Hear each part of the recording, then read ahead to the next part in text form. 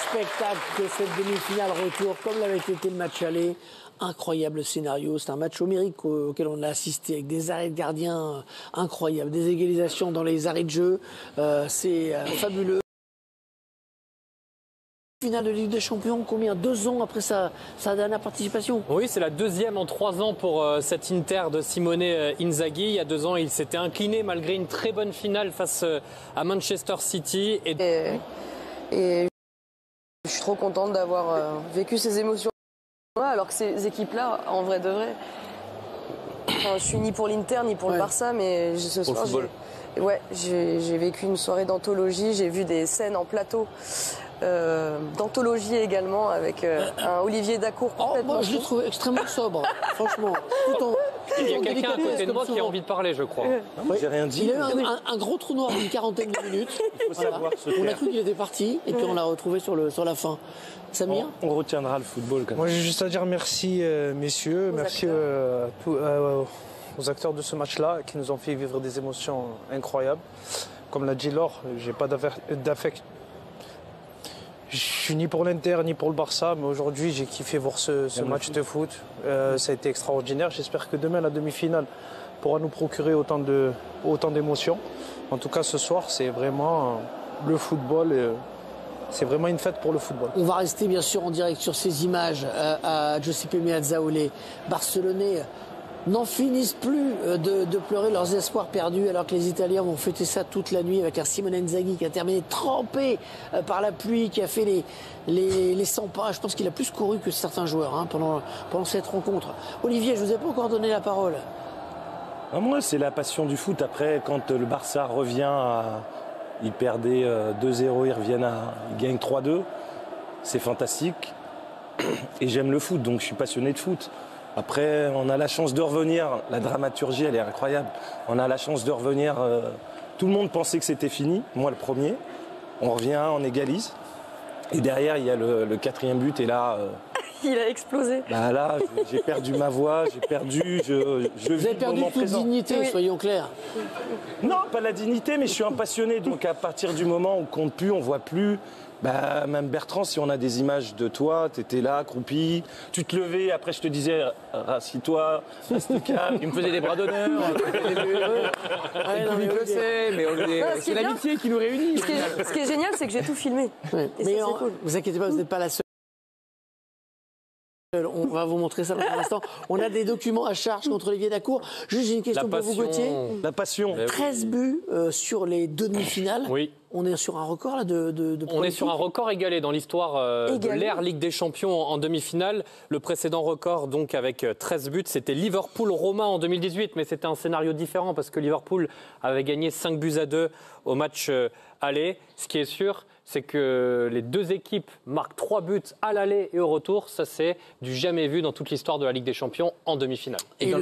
Oui. Pardon, dans le récit du match que fait Olivier, il y a aussi cette occasion qui n'est pas un but de Yamal à la toute fin du temps réglementaire après l'égalisation de l'Inter, qui est une balle absolument énorme sur son pied gauche en plus, avec encore une fois un arrêt de Sommer qui a encore pris 3 buts ce soir et qui est sans doute le héros du match et de la qualif côté Inter, même si on ne va pas réduire uniquement l'Inter à ce qu'a fait Sommer, mais c'est un moment très important. Thuram, le match de Thuram. Oui, absolument, c'est pour ça que je pense à lui. On va revoir les arrêts de Sommer, les buts et commencer peut-être par celui de la qualification, celui de marqué par Fratesi, extraordinaire. Sa feinte, et sa feinte, ça lui fait gagner 5 cm. Qui emmène tout le monde.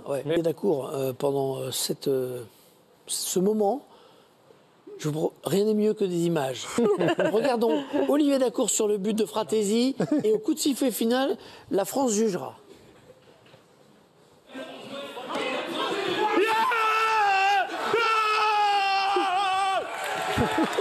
Je vois pas. Ce qui est trop drôle. Ah oui! Oui! Oui! Oui! On l'a fait! 2-2, 4-2, 2-2, 3-2, 3-3, 4-3! Oui! Le mental, le mental!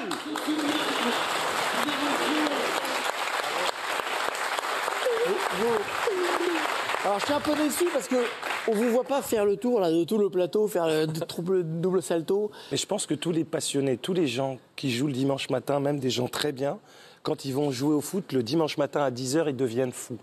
On est des passionnés de football. Et là, c'est la passion qui parle. Vous pouvez nous refaire l'ordre des buts? J'ai l'impression que vous avez un peu de Non, mal. mais là, en plus, j'ai perdu la voix. Ouais. J'ai L'émotion. l'émotion et tout, on vit pour ça. 2-2, 4-2, 3-2, 3-3, 4-3. Alors, le moment très important, c'est Fratesi qui marque, bien sûr, mais c'est aussi, surtout, Acerbi qui égalise à la 94e. Le Barça... Je ne me rappelle pas Maguire la semaine dernière avec... Contre Lyon. Défenseur. Ouais. Et il monte devant et met la tête. Pareil. Cette reprise, elle est magnifique. Ouais, tout est beau. Déjà, Marcus Thuram encore qui va arracher un ballon tout au départ. Donc, il est encore impliqué de vivre cette émotion-là, parce que tu vis jamais ce genre de truc quand tu es défenseur, en vrai. C'est encore l'accompagnateur, Bertrand. J'ai l'impression qu'il est encore première loge. On disait qu'il y avait beaucoup d'absence au Barça. Défense, on les voit, c'est quand même des erreurs individuelles très importantes. Effectivement, l'histoire est belle, mais enfin, si vous êtes supporter barcelonais, bon, il y a de quoi être un peu énervé contre Araujo, par exemple, ce soir. Je voudrais qu'on voit, si Laurent Lachon peut nous envoyer le tableau de bord du match, parce qu'à un moment donné, je crois que François Marchal a dit qu'il y a eu 11 tirs et 7 cadrés sur l'ensemble des deux matchs. Là, on est à 13 tirs, 7 cadrés, et une possession à 29%. XG 2,28, 2,74, c'est assez équilibré, mais toute la seconde période a été... incroyablement dominé par le Barça. Il n'y avait plus d'Inter, il n'y avait plus de Vidacourt. Les deux étaient morts. C'est bien pour ça que j'ai dit le mental. Il y a beaucoup d'équipes qui se sont écroulées. Et en fait, ils ont résisté, même à 3-2, etc. Et ça, il faut leur accorder quand même. Ils n'ont pas lâché. Même à 3-2, ils ont continué d'y croire. Et ils reviennent, ils égalisent. Il y a un poteau encore de Yamal, encore 2 secondes avant le but. À la 82e. Il y a les arrêts de Sommer qu'on va montrer, sur lesquels on va revenir. Je crois qu'Eric Garcia est avec Dominique Armand. Oui, c'est ça, Eric. It must be a huge deception. Can you explain what happened Eric, ça doit tonight? être une très grande déception. Vous pouvez expliquer ce qui s'est passé ce soir? Je pense que c'est un match où il y a beaucoup de hauts et de bas. On était mené 2-0 à la mi-temps et ensuite ce qu'on a fait en deuxième période, c'était incroyable. On aurait dû finir. Finalement, on a pris un but à la 93e minute, c'est dur. On a été en prolongation et ils ont marqué, c'était difficile de revenir. Vous avez concédé 10 buts lors des 3 derniers matchs de Ligue des Champions. C'est un gros problème pour le Barça. Oui. 2 d'entre eux ont été sur des coups de pied arrêtés. Et ce soir, les 2 premiers buts, le penalty, pour moi, il n'y a pas penalty en tant que défenseur. Et ensuite, ils ont marqué le 3e but. Il aurait pu avoir faute. Ce soir, ce n'était pas pour nous. Il faut se relever parce qu'on a un gros match dimanche. Vous pensez que la meilleure équipe s'est qualifiée ce soir? Pour moi, on est la meilleure équipe. Ils ont gagné cette double confrontation. Bravo à eux, ils sont en finale de la Ligue des Champions. Mais je crois toujours que mon équipe est la meilleure. Thank you very much. Thank you, bye. Eric Garcia avec la traduction de Sébastien Martins. On va revoir, si vous voulez bien, tous les buts de ce match avant de s'arrêter sur la performance. François, Christophe, j'espère que vous avez conscience d'être des privilégiés d'avoir commenté ces 2 matchs. Ça c'est sûr, on a vécu 2 grandes soirées de foot, 2 grandes soirées inoubliables. Celle de ce soir dépasse peut-être encore celle de la semaine dernière, Christophe. Il y a eu tellement de vies différentes dans ces 2 matchs qu'on n'a jamais su qui allait finalement réussir à l'emporter. Et le but d'Acerbi a peut-être tout changé. Oui, c'est sûr, c'est vrai qu'on avait vécu déjà de grandes émotions la semaine passée. On s'était dit c'est pas possible de revoir le même scénario. Ça a été encore pire ce soir. C'est un chassé croisé tout au long de la partie avec des émotions différentes. À chaque moment, on a vu l'Inter complètement sombrer en seconde période. On pensait qu'ils n'allaient jamais s'en relever. Et puis voilà, la lumière à Acerbi. C'est pas ce qu'il faisait ici, mais en tout cas, il était bien là pour égaliser et permettre à l'Inter de rêver. Et Fratesi a complètement libéré ce stade dans une ambiance incroyable. C'est clair que ce soir, on a vécu des émotions immense et c'est vraiment génial quand ça se passe comme ça. On a vraiment de la chance. Et tout aurait été différent sans donc le gardien Sommer dans les buts qui a fait des arrêts absolument fantastiques. 14 arrêts sur les 2 matchs. 7 au match. C'est ça qui compte au niveau émotionnel, comment ils vont la gestion de la finale.